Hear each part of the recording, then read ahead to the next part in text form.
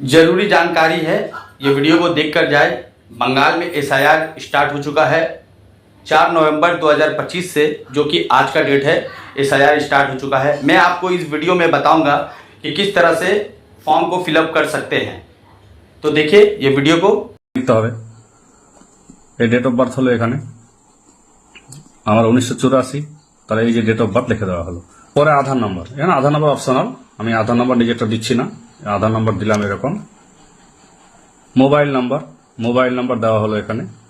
Father's name, আপনার বাবা বেঁচে থাকুক না থাকুক কোনো ব্যাপার না, এখানে কিন্তু বাবার নাম অবশ্যই দিতে হবে। সবগুলো ফুল মানে বড় হাতের লিখবেন অবশ্যই, একদম অবশ্যই বড় হাতের।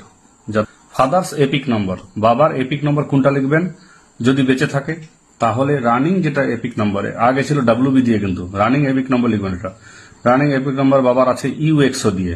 মায়ের যেরকম আছে, মনে করেন মায়ের একটা নাম হলো এখানে, যে মায়ের নাম লিখলাম, মায়ের এপিক নাম্বার যদি থাকে তবে দিবেন, নাহলে নয়। কিন্তু বারবার বলছি 2002 সালের যে লিস্টে নাম আছে, মনে করেন আপনার যদি মা বাবা মারা যায় তাহলে সেটা লিখবেন, আর বেঁচে থাকে তাহলে যেগুলো রানিং আর কি এপিক নাম্বার আছে, ভোটার কার্ডের উপর নাম্বার যেটা মোট 10 সংখ্যার নাম্বার, ওইটা লিখে দেবেন এই জায়গায়।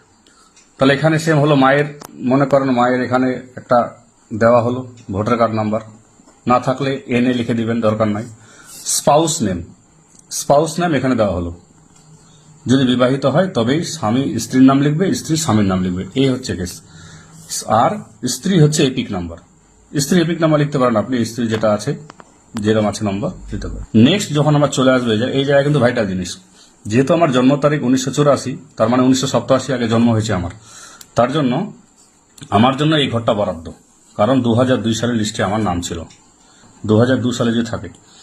এদিকের ঘর যেটা আছে রেড বক্স বলে এটাকে, এই ঘর যেটা আছে এই ঘরের মধ্যে বসবে কার, যাদের বাবা মার নাম আছে, অর্থাৎ নিজের নামটা নাই বাবা মার নাম আছে, তাহলে এই ঘরে বসবে।